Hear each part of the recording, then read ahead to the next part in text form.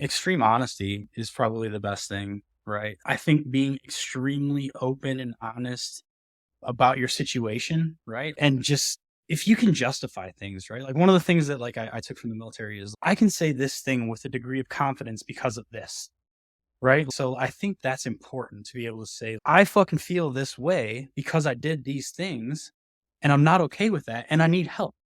You can say it in a way that is a statement. I think a lot of people, and I think I was guilty of this too at first, was like, I think I need help.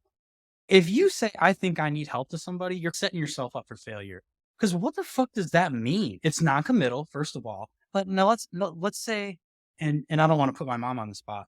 But let's use her as an example. If I say to my mom, I think I need help, right? As a combat veteran, as somebody who's an alcoholic, as somebody who is struggling with potential mental health crises, right?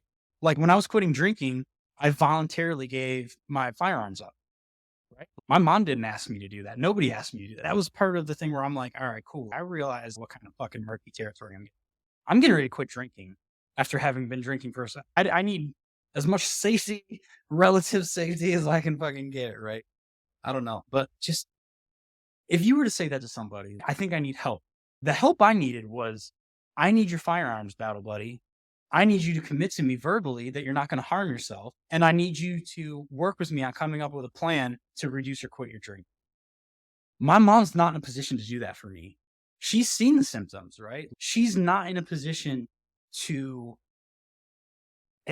physically restrain me or detain me from doing anything, right? She's not in a position to give me that type of sternness that you would need to give me to get me to do those things, right? So I think that my advice to those folks is if you have issues, be candid first with yourself and then with other people and don't back down about it. Don't be unclear. You can say, I think my soldier needs to be promoted because I've seen him do this, right? That's an easy statement to make because you're an NCO and you've seen that.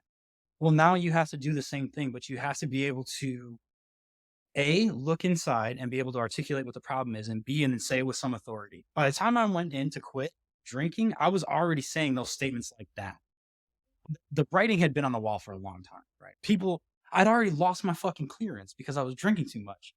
Obviously, motherfuckers knew I was drinking too much, and me going, I think I need help. And then me getting fucking talking to the chaplain or me going to the mental health clinic at NSA. Yeah, that fucking helped. It wasn't until I showed up to the VA and I said, look, I'm going to fucking end up dead if you guys don't get me in a fucking program.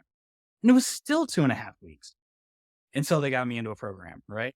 And it was white knuckling it. So it's like, that's the thing. And this is going to be a hot take, right? And I hope fucking everybody picks this up. All these, like, we support veterans, man. Like, all these veterans kill themselves a day. Like, have you ever gotten any kind of phone call from any one of these organizations? Have you ever had a battle check in on you? Have a friend check in on you? Hey, Billy, how you doing today, man?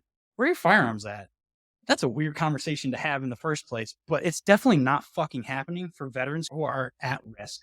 Period. Full stop. If you got your legs blown off or you came through Fort Sam Houston, yeah, Wounded Warrior Project's going to scoop you up and they're going to help you out. And I fucking think that's great, right? But for all the veterans like you and I who like had a quasi fucking tour, or like me, like I said, I was a fucking fobbit, dude. I just fucking sat in my fucking chew or sat in the fucking skiff. And as soon as I heard IDF, I was like, okay, go time, target package time. I'm going to send somebody to fucking come see you, right? Like, that's not like combat arm, rah, rah, but like still, dude, we're fucked up too, man.